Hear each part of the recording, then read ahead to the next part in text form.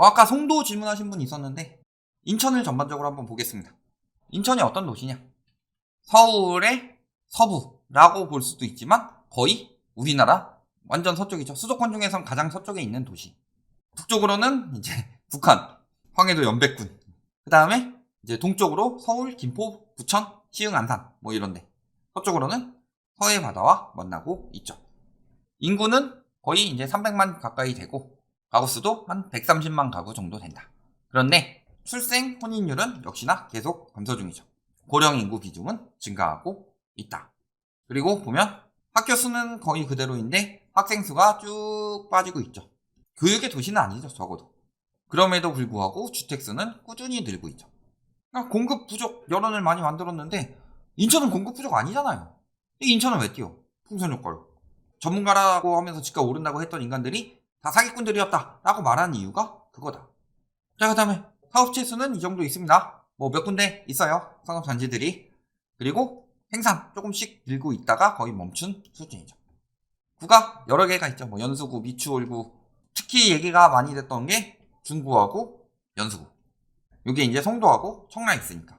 영종도 있고. 영종은 사실 망했죠.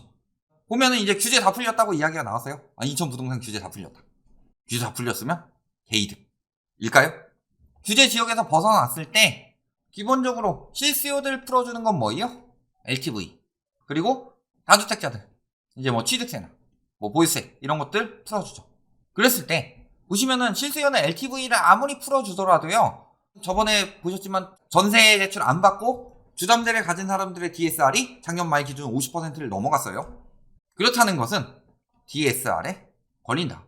살 수 있는 여력이 되고 사겠다는 용사의 심장을 가지신 분들은 다 샀고 살 수 있는 여력이 있는데 떨어질 것 같은데 이런 신중하신 분들이나 살 여력이 안 되시는 분들 이런 분들은 안 샀을 텐데 규제 풀렸다고 해서 지금 떨어지는 하락장에 살까요? 그 다음에 규제가 풀렸다고 해서 여력이 생겼어요? LTV 했다고? 그러니까 실수요들은 못 들어오고 지금 규제 푸는 이유는 다주택자들이 좀 사줘라. 실수요만 가지고 보니까 수요가 너무 없다. 그러니까 다주택자들의 가수요라도 좀 들어와서 부동산 시장 활성화를 해라. 이게 잘못된 정책인 게 뭐예요? 우리나라는 다주택자가 가지고 있는 주택이 1주택자가 가지고 있는 주택보다 많다.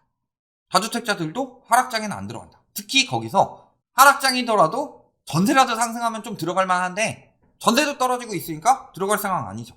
그러면 실수요자들은 왜 이렇게 없을까요? 집 가지고 싶은 사람이 저렇게도 없나? 왜 저렇게도 없어요? 너무 비싸니까. 수요가 살아나는 건 정상적인 가격으로 돌아가서 살아나야지. 그래야 부동산 정상화지. 지금 와가지고 뭐 규제 풀어주고 뭐 해서 정상화 시켜라. 그런 말 하는 사람들이 정상적인 사람들이 아니다. 자, 그리고요. 지금 3기 신도시 인천 계양 첫 삽을 떴다고 합니다. 근데 시장은 잠잠하죠. 3기 신도시가 비싸요, 사실. 사람들이 사려고 난리였는데 금리가 오르니까 관심도 없다. 아니요. 집값이 떨어지니까. 집값이 떨어지니까 관심도 없는 거고요. 금리가 오르니까 수요가 줄었다죠. 금리가 올라도 집값이 오를 것이라고 생각하면 사람들은 관심은 굉장히 많을 거예요. 그런데 금리가 오르면서 집값이 떨어지니까 왜 미분양이 나고 왜 입주 포기가 나오느냐. 받았다가 손해보겠는데? 싶으니까 그런 거죠. 그러니까 3기 신도시도 마찬가지예요. 그래서 저희가 3기 신도시 분양 중에서 뭐만 받으라고 했죠? 공공 분양만 받으라고 그랬죠. 왜? 사전청약의 경우는 본청약 들어가서 취소하면 되는데 정불안하신 분들이 영끌에서 내 집 마련이라는 잘못된 선택하지 마시고 사전청약 하신 다음에 당첨되면 일단 안심은 되잖아요. 그러면 좀 마음이 차분하게 시장이 보일 테죠. 그러면은 시장을 그때 판단하시고서 본청약 때 보니까 집값이 많이 떨어졌네? 내가 이거 들어가는 거 개손해네? 그리고 포기하셔라. 집 사시면 된다.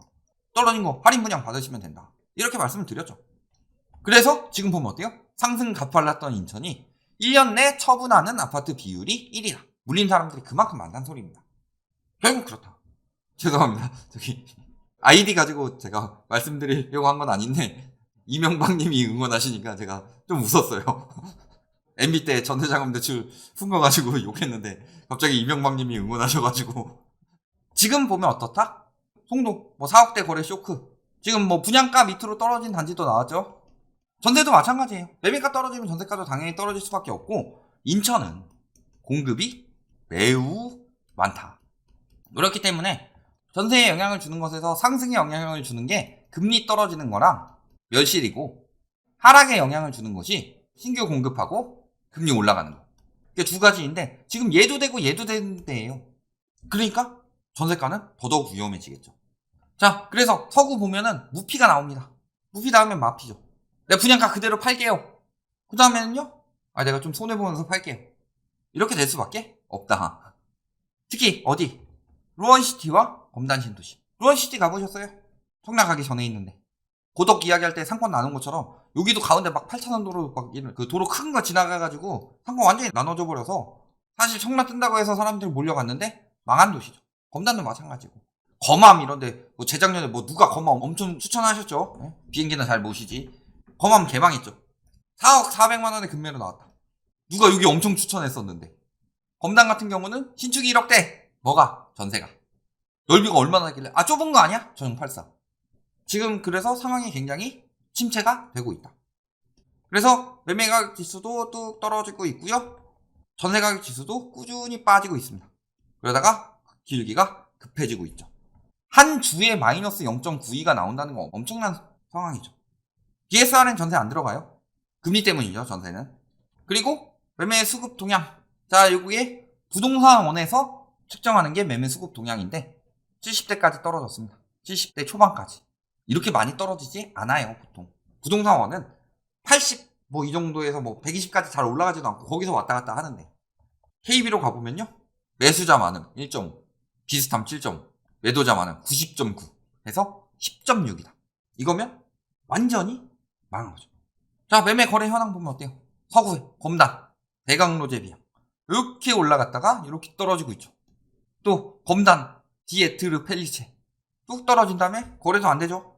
저 다운 거래라고 하시는 분들이 가끔 있어요. 분양권이니까. 그러면 여기 와서 제보 좀 해주세요. 다운 거래면 다운 거래대로 까게. 전세가는 곤두박질 치고 있죠. 여기는 이때 입주됐으니까 거래가 거의 뭐 안 된다. 호가는 어때요? 아직도 높다. 호가 낮추면 옆에서 랄지 할 거 아니에요. 저렇게 올려놓고 몰래 싸게 파는 거다. 이렇게 올라갔다가 이렇게 떨어졌죠. 이렇게 올라갔다 이렇게 떨어졌죠. 이렇게 올라갔는데 조금 떨어졌죠.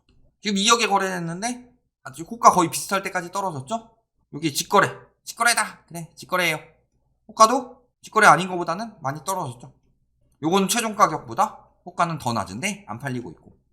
역시 전세가 올라갈 때 같이 막 갭투기 수요들 들어오면서 봤다가 전세가 떨어지니까 무너지고 있는 거죠. 이건 아직 입주 안 되고. 마피죠, 마피. 역시 쭉쭉 빨리 빠지고 있죠. 그래서 천천히 올라간 데는 천천히 빠지고요. 급박하게 올라간 데는 급박하게 빠집니다. 근데 급박하게 올라갔는데 좀 거래량이 많은 단지들, 이런 사람들은 조금 버티겠죠. 내가 손해보면서 팔 수는 없으니까. 적어도 그게 뭐 6개월에서 1년 정도는 그렇게 버티죠. 그게 잘 안 되는 거고. 전세 역시도 같이 쭉쭉 빠지고 있다. 송도인데, 청라인데. 매매 거래량 역시 떨어지다가 늘 똑같은 분위기죠. 늘 똑같은 분위기. 쭉 빠지다가 윤석열 대통령이 당선돼서 풀어줄 거야 하는 생각으로 쭉 슬금슬금 다시 올라가죠. 그러다가 되고 났는데도 별거 없네, 쭉 빠지다가. 이런 상황이다, 늘. 그래서 취득세가 엄청나게 감소했더라. 즉 거래를 안 하고 있다. 자, 매물은요 엄청 쌓였죠. 자, 뭐 맨날 공급 부족 어쩌고 저쩌고 운운하셨는데, 자, 올해 초에 비해서 매매는 50%가 늘었습니다. 전세는 전세 대란 128% 늘었죠. 이제 월세 대란 날 거예요. 205% 늘었죠. 핵심은 수요와 공급이라면서요. 근데 저렇게 매물이 빠르게 늘어난다는 것 자체가 공급이 과잉되고 있다는 소리다. 경매 어때요? 경매 시장. 경매로 내몰리고 있죠. 경매가 30% 증가했다. 반값 경매도 쏟아지고 있다. 자, 경매 왜 나와요? 크게 두 가지 중 하나죠. 첫 번째는 내가 내 집 마련했든가 혹은 부동산 투자를 했는데 금리 올라가면서 집값 떨어지고 망했다. 전세금도 못 돌려주고 망했다. 그래서 경매가 나오든가, 아니면 처음부터 세입자한테 덤태기 씌우려고 했다가 경매가 나오든가. 어쨌든 간에 양쪽 다 올라가는 상황에선 잘 안 나오는 상황이에요. 경매가 늘고 낙찰률이 줄어든다는 거, 이거 자체가 부동산 시장이 최악이란 뜻입니다. 경매 시장까지 저렇게 된 상황이니까. 그리고 미분양. 입주는 많죠. 저희가 늘 말씀드리지만 수원하고 인천, 여기는요 2년 전부터 계속 경고했었죠. 공급 부족 때문에 집값 오른다고 하면은 수원하고 인천은 왜 띄우냐? 여기 왜 풍선 효과로 띄우냐? 떨어질 때 오히려 이런 것들이 공급 많아가지고 더 박살 날 수가 있다. 공급 과잉이죠. 미분양이 급격히 늘고 있는 이유. 답 나왔죠? 특히 검단 같은 경우 미분양 엄청 많았는데 풍선 효과로 뜹니다 해가지고 우르르 몰려가서 띄웠는데 우르르 몰려가서 샀죠. 다시 다 나오겠죠. 슬금슬금. 이거 분양도 많아요. 미래의 공급도 많고 현재 공급도 많고 그리고 금리도 올라가고 있고요. 매매 가격, 전세 가격은 떨어지고 있다. 인천 전 지역에서 들어갈 이유가 있어요? 거기다 PF 부실 이야기 많이 나오고 있죠. PF 부실 우려에 미분양이 속출했다. 뭐 심리적으로 영향을 미칠 수가 있겠지만 PF 부실 우려 때문에 미분양이 속출하는 건 아니죠. 오히려 PF 부실 때문에 분양 받으신 분들이 위험해질 수 있다. 그리고 PF 부실 때문에 할인 분양이 나올 수 있다. 이렇게 생각하시면 되겠죠. 자, 입주 전망지수, 분양 전망지수, 사업 경기 전망지수 다 최악이다. 저기 들어가시면요. 부동산은 제로섬 게임이라고 많이 말씀드렸죠. 누군가가 비싸게 팔면은 누군가가 비싸게 사줘야 돼요. 그러니까 시장만 커지면서 계속 유동성 때려 부으면 올라가는 거고 유동성 쭉 빼가면은 빠지는 거다. 그런데 거기서 예외적인 부분이 있죠. 건설사들 같은 경우는 제로섬이 아니라 먹튀합니다. 그런데 저렇게 막 분양, 입주, 경기 다 안 좋은데 저거 막 분양 받아주고 분양권 사주고 하면서 입주 못한 사람들 거 분양권 비싸게 사줘가지고 대신 내주고 건설사들만 먹튀하는 거고 본인들은 그거 평생 빚 갚아야 된다. 집값 빠지는 거 보면서. 그러니까 잘 생각하셔야 돼요. 수도권 중심지는 천천히 빠지고요. 천천히 빠지는 대신에 많이 오른 만큼 길게 많이 빠지고 외곽 지역은 급격히 오른 만큼 급격히 침체된다. 그리고 그 상황에서 공급까지 늘어나게 된다면 전보다 더 침체될 수가 있죠. 이런 부분까지 잘 판단하시면은 지금 인천 부동산 시장에 들어갈 이유는 없다. 여기까지 말씀드리겠습니다.